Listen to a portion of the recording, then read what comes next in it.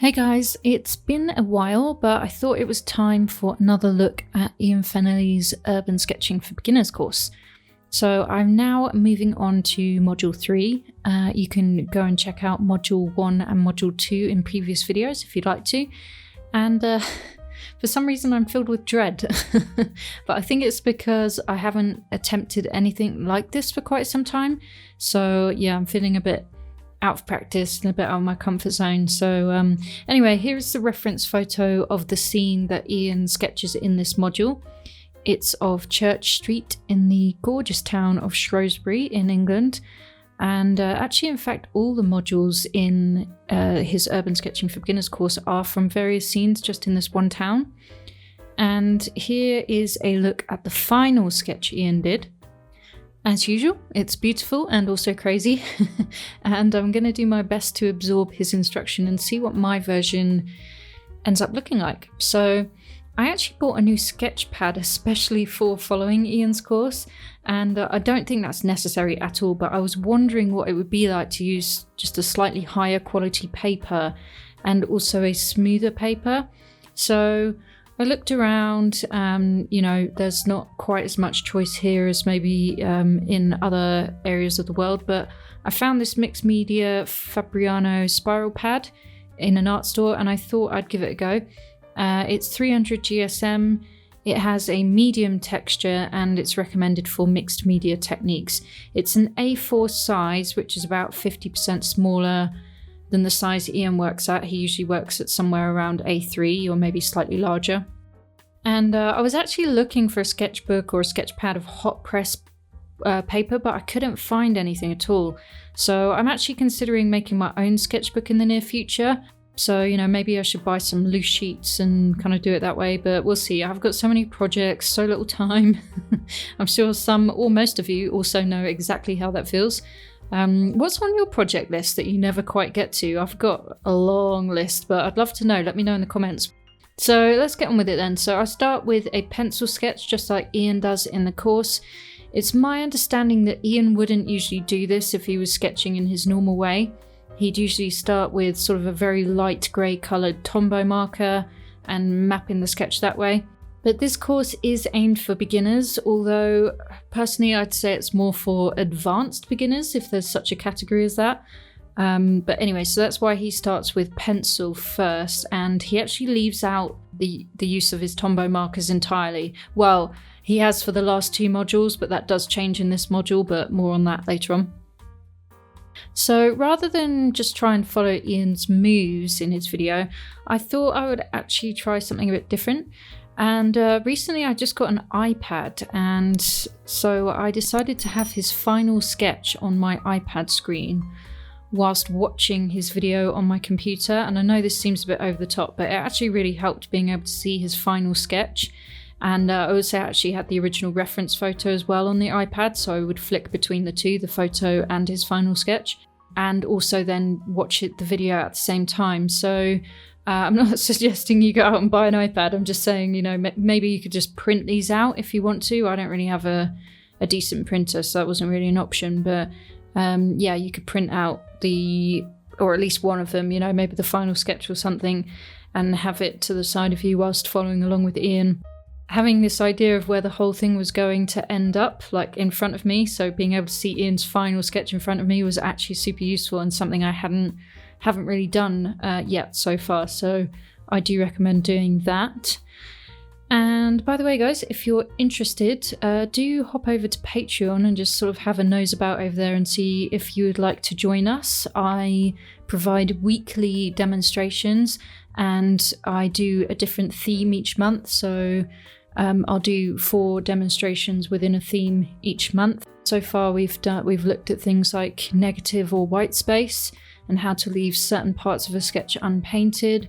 We've looked at things like painting first and then drawing on top, and also playing and experimenting with lines, so things like looking at hatching and continuous line drawings and how different urban sketches use these and to what effect, and I kind of give you a demonstration and how to practice that. yes, so do go and have a look and see if it's something you would like to join in on. And then also, for those of you who don't know, I've just released my brand new ebook.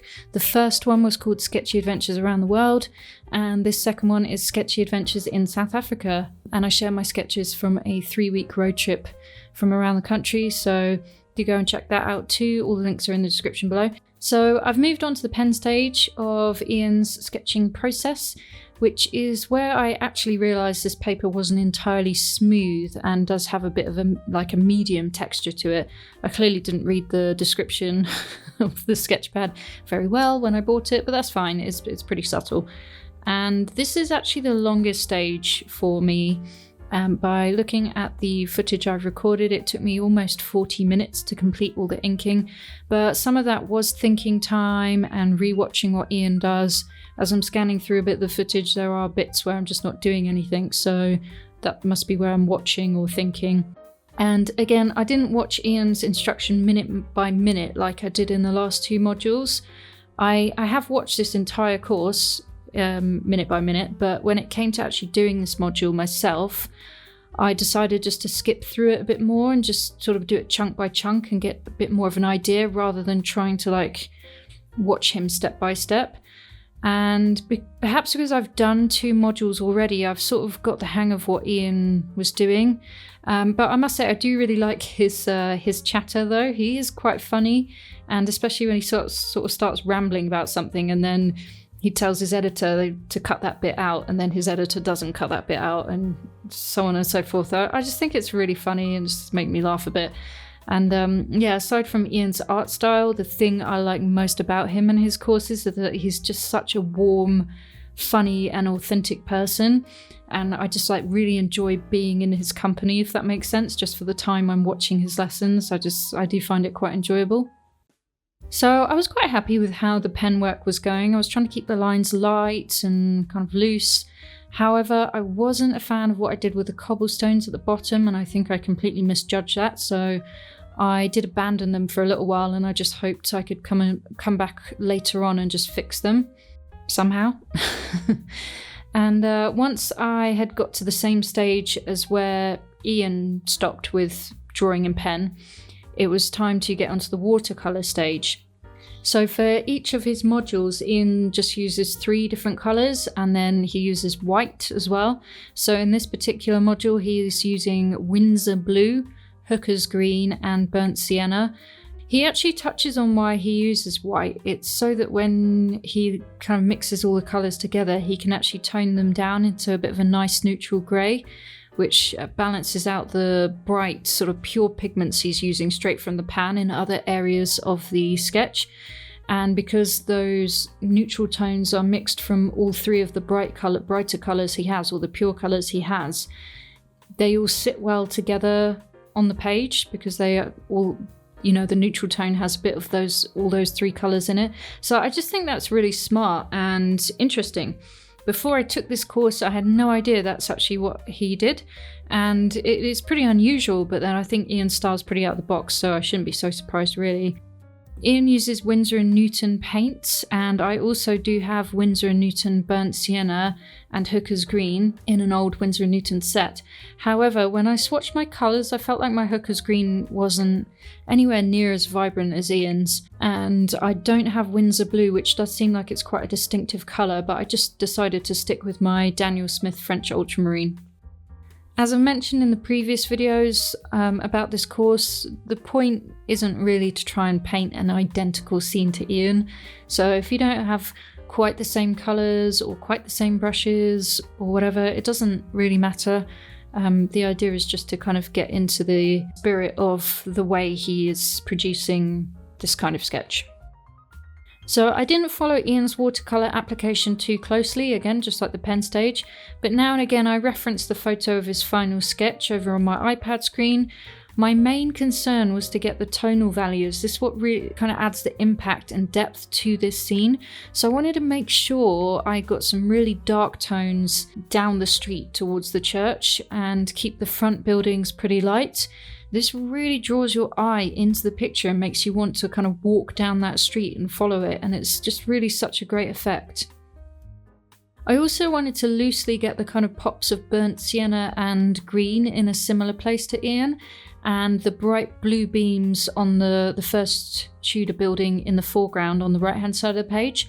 Those were the most important parts for me personally to kind of get right, and I'm putting right in air quotes there. Then I went with the flow of the rest because there's no way to really control the watercolour when you're applying it super wet in wet like Ian does. But that's the beauty of it. You just have to let it go and let it do its own thing and create its own magic. So once I was done with the watercolour stage, as you can probably imagine, I had to let it dry for ages to the point where I actually started doing something else. Because, you know, like Ian, I had actually used a fair bit of water on my paper. But once it was dry though, I moved on to the next stage and I did let out a little because I hadn't realised the next stage he introduces his trademark Tombow markers, and I don't have any of those. So I thought about it and I thought, okay, well, let's just try what I do have, which is the Faber-Castell Pit Artist pens. Of course, I don't have the same shades as Ian, but again, it doesn't really matter. But when I went to apply the Pit Artist pens, they weren't really going over the top of the watercolour very well at all, which seemed a bit odd because I am used to doing that.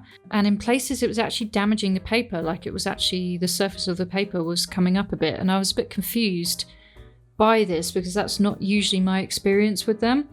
So, I mean, obviously I haven't used this paper before either, but I think perhaps maybe the surface, the very surface of the paper looked dry, perhaps it wasn't, and that's why the surface was lifting. I'm not really sure.